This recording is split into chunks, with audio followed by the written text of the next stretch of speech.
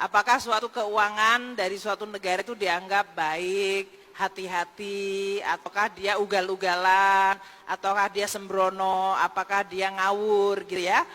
Jadi sama seperti kita mengukur kesehatan manusia, kesehatan keuangan negara juga diukurnya sama. Jadi dalam hal ini kami mengelola keuangan negara selalu dengan prinsip tadi secara undang-undang, dia harus mampu untuk menjadi instrumen untuk menyejahterakan rakyat. Bahasa teknisnya alokasi, distribusi, stabilisasi. APBN itu instrumen, bukan tujuan. Jadi orang sering termasuk utang itu bukan tujuan. Dia adalah instrumen, alat, gitu ya. Nah, oleh karena itu, kalau sekarang ada yang mengatakan utang meningkat secara nominal, akan terus disebutkan ini mendekati 4.000 triliun, Indonesia sudah akan runtuh. Mas Effendi, sebetulnya kalau kita mau membandingkan secara nominal, negara yang utangnya paling tinggi itu Jepang, per kapitanya, nominalnya, atau bahkan Amerika yang disebut negara adikdaya, itu adalah negara-negara yang memiliki utang besar. Nah, apakah Indonesia akan menuju ke sana? Tidak. Kenapa? Karena undang-undang kita sudah jelas yang disebut fiscal rule, kita tidak boleh utang lebih dari 60% dari GDP kita atau produk domestik bruto kita. Ini yang disebut ukuran ekonomi, Mas Effendi ya.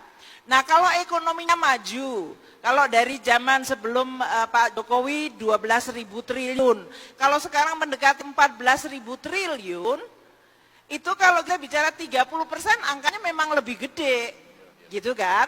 Jadi bagi mereka yang mau memprovokasi, membuat hoak-hoak itu, atau membuat menghasut, mereka akan mengatakan, lihat-lihat utangnya naik.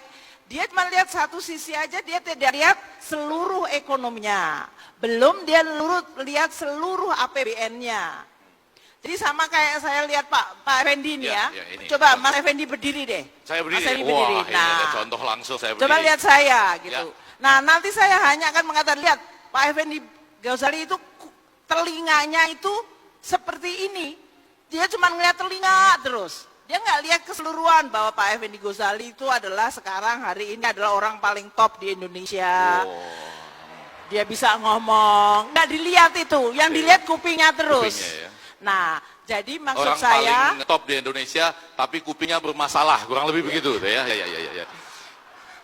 Saya nggak bilang kupingnya bermasalah. Saya merasa begitu, Ibu. Cuma dilihat kupingnya aja. Nah, jadi maksud saya akan mengatakan kalau lihat utang, lihat seluruh APBN. Lihat keseluruhan konteks ekonomi, sehingga masyarakat juga akan melihat sama seperti kita akan lihat keseluruhan. Orang akan lihat apakah kita sehat atau tidak, ukuran sehat itu apa. Kalau rasio utang terhadap PDB, rasio utang terhadap kemampuan kita bayar, rasio, terus defisitnya Mas Effendi. Lucunya nih ya, waktu saya pulang kembali ke Indonesia, dan waktu ini berusaha untuk mengembalikan APBN kita sehat, waktu itu tahun 2016 ya, saya balik kan bulan Agustus, Juli Agustus.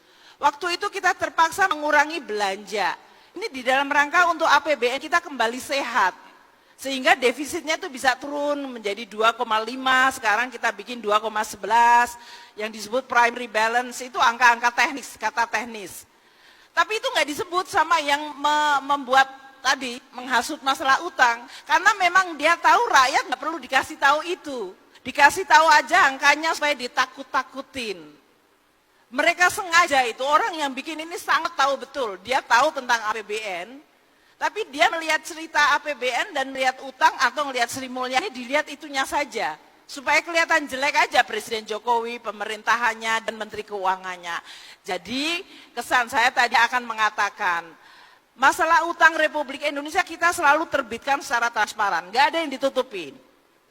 Namun cara kita mengelola APBN secara prinsip yang sama secara internasional, kita coba seprudent mungkin.